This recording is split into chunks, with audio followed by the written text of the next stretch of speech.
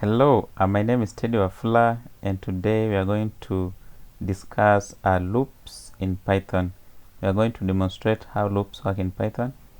First, we are going to look at a while loop, then we are going to look at a for loop. Loops are basically in programming is a repetitive process which runs until a certain condition is met, and then it terminates the loop. So we are going to cover that in this tutorial. And before we get started, kindly like, subscribe, comment, and share as we expand our knowledge on programming. Thank you. So we are going to start off with while loops. A while loop in Python is where we continue the execution of statements as long as the condition that we have set is true. For example, we want to print 5 records. Then we say we start from record 1. Then we'll say while x is less or equal to 5. So that's from the first records to the 5th one. What do? We print x. So just to explain this, we are going to say if x is 1, then we check is x less than 5. So is 1 less than 5? Yes. Then we print x. So how do we go to the next x? We say x equals to x plus 1. That's the second record. If we don't increment this, then our loop will run forever because we do not know the next value of x. So our value will be x plus 1. The second value will be 2. 2 is less than equal to 5? Yes. We iterate like that until we reach the value of 5. Is 5 less than equal to 5? Yes. So if we try and print this, what do we get? We get 1, 2, 3, 4, 5. So we have printed our 5 records. So looking at this, if I may explain with the comments here, I'll say step 1, you initialize. That's the syntax. You initialize variable x with a value 1. Step 2, you check if x respects the condition of is less than or equal to 5. Then that will be true. That's our 1. So then we do it. Step 3, we print our x as shown below.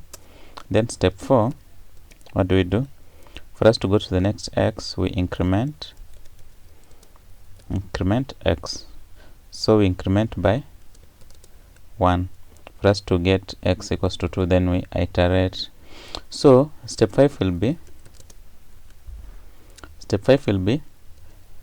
go to step 2, right? So in step 5 we are saying you go to step 2. Then in step 2 it's saying check if x is less or equal to 5, which is true. Then you go to step 3. Then you go to step 4.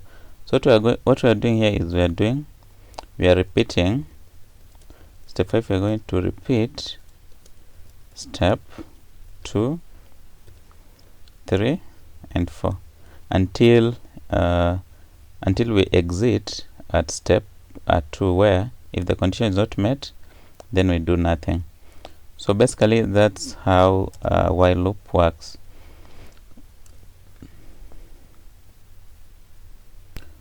So we have other 2 things to look at in a while loop. Something we call break and then continue. So I'll just put in the comments the break statement. Then another one I'll put in the comment and say these are continue statement. So we have 2 keywords, break and continue. The first one, the first break statement means you can exit the loop even if the condition is still true. So just to demonstrate how it works, we are going to go back to our loop and say if we're going to say if x is equals to 2, then what do? We break, right? So what are we going to get? So we have exited our loop at x equals to 2. So x equals to 1 we print, but we can't print at x equals to 2 up to the last one. So a break statement ensures that we can get out of side the loop as long as a certain condition is true. So this one is normally used in algorithms where you want to check if a certain value exists in the array or list that you have been given. If it exists, then you can exit the loop, else you can continue doing the search. So next we are going to look at another statement called continue statement. A continue statement ensures that the current iteration is stopped, but you can continue with the next one. So I'm just going to do an example here. Let me copy this and comment. So let's say x equals to 0. So we say while x is less or equal to 5, what are we going to do? We are going to increment so that we start at 1 and say x equals to x plus 1. And then we say if x is equals to 2 or 3, let me say 3, what do? Continue. Then here you do what? You print x.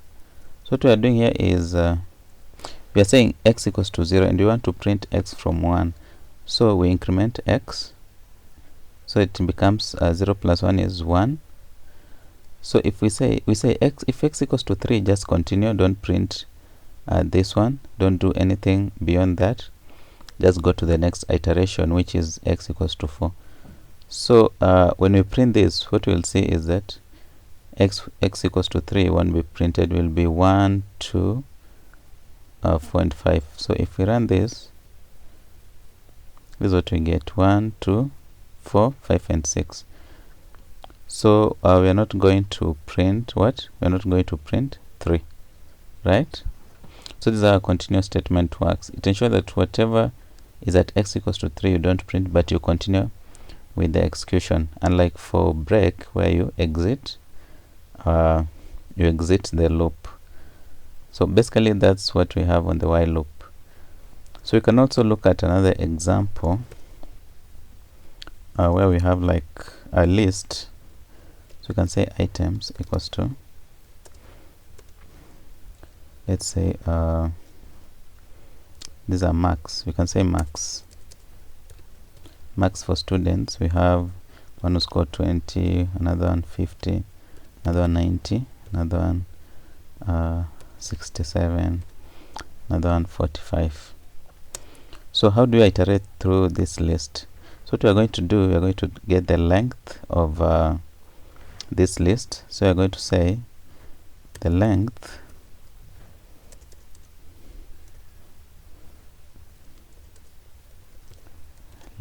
of marks equals to len marks. So that will be the length of our marks. What happens if we print that?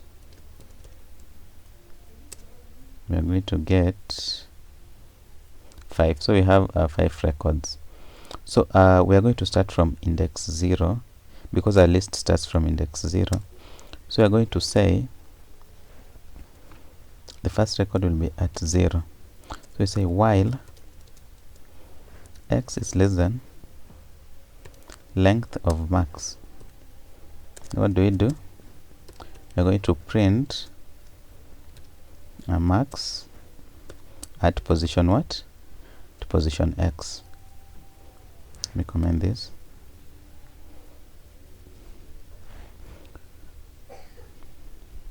Then we increment our x plus 1. So what do we get? 20, 50, and so this is how a while loop works for a list. So next we are going to look at a for loop. A for loop is where you iterate through a list of items or a sequence of items. So a sequence of items can be a list, it can be a tuple, it can be a string, or it can be a set of items. So we're going to demonstrate that a for loop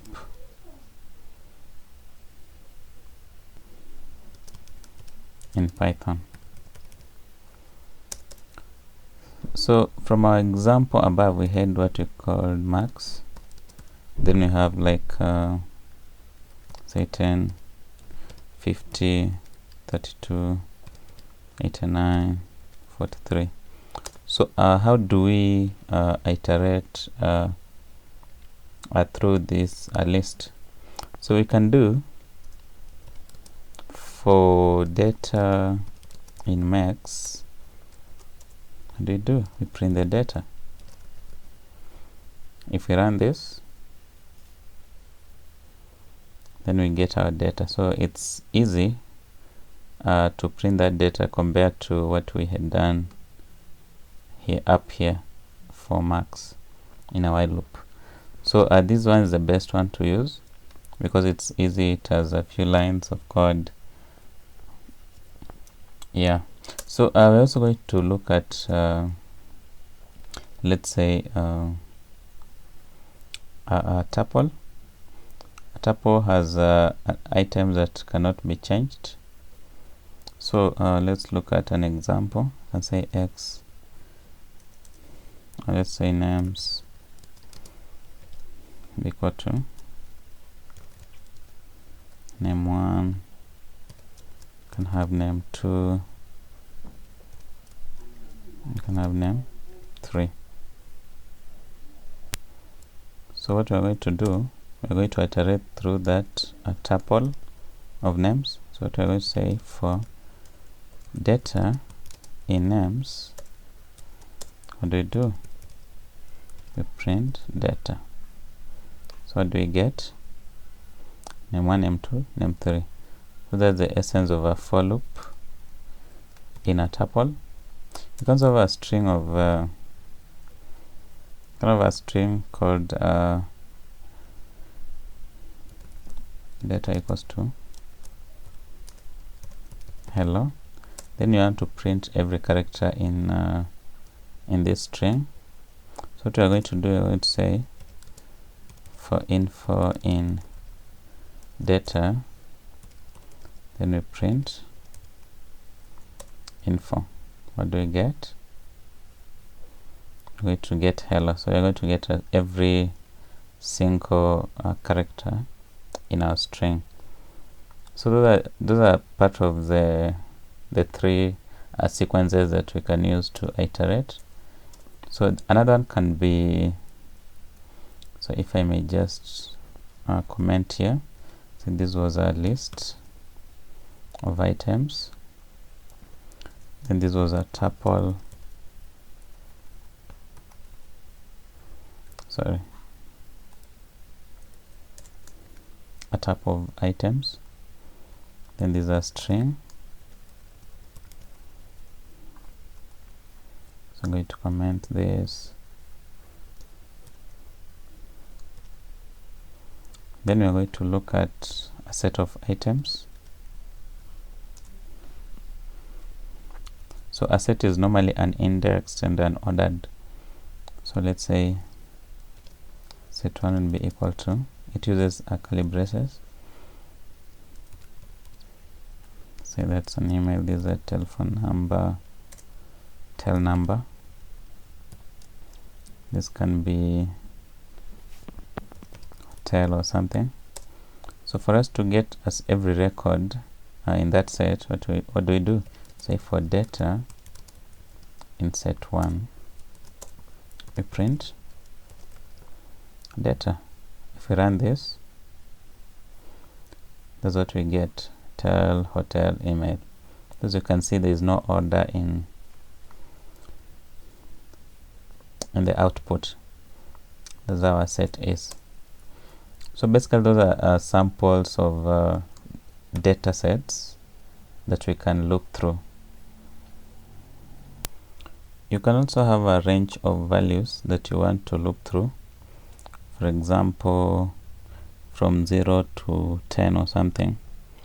So we can do this for x in range, let's say 10, print x. What do we get? It's set from 0 up to 9. So our range starts from index 0 up to index n-1, which for our case is 9. So that's also another way of of looping through a range of numbers. So back to our list above here for marks, we might also want to use break statements and continuous statements in for loop. So let's just demonstrate that. I'll say for, we already done it here. Say for data in marks, so we're going to say if data is equivalent to 10, what do we do? We're going to say a break. Since 10 is the first value, let's use like 32 to get some data set. So if we run this, we're going to get 10 and 50. So when we reach at 32, we exit our loop. So that's also another way of putting conditions inside for loop. So if we use continue, whereby if it's at 32, you don't stop the you stop only this iteration, but you continue with the rest of the iterations. So we won't have 32 printed, we'll just have 10, 50, 89 and 43. So if we run this, we're going to get 10, 50, 89 and 43. So that's another way of putting conditions inside our for loop. You might also want to just write a for loop that does not do anything. So you use a pass statement. So if we do a pass, just to avoid getting an error, maybe I've just defined it, we'll use it later. So you put in a pass so that it does not give you an error. So if you run this, you don't get any error, but it shows that it's a valid for loop. So what if we remove a pass? Remove a pass, we're going to get a syntax error. So that's another trick of just defining a function maybe for later use, and then to avoid getting any error in your code, use a pass statement. So just to do a recap, we have looked at loops in Python. So we start with the while loop, where we check if a certain condition is true. Then we continue with execution, else we stop the execution as illustrated here. Then we have also looked at a for loop where you iterate through a list or a sequence of items, and that sequence can be a list, a string, a tuple, or a set of items in Python. So basically those two are used in iterating through a sequence of items. So if you like this tutorial, kindly subscribe to my channel, share, comment, so that we can continue enlightening each other on programming. Thank you.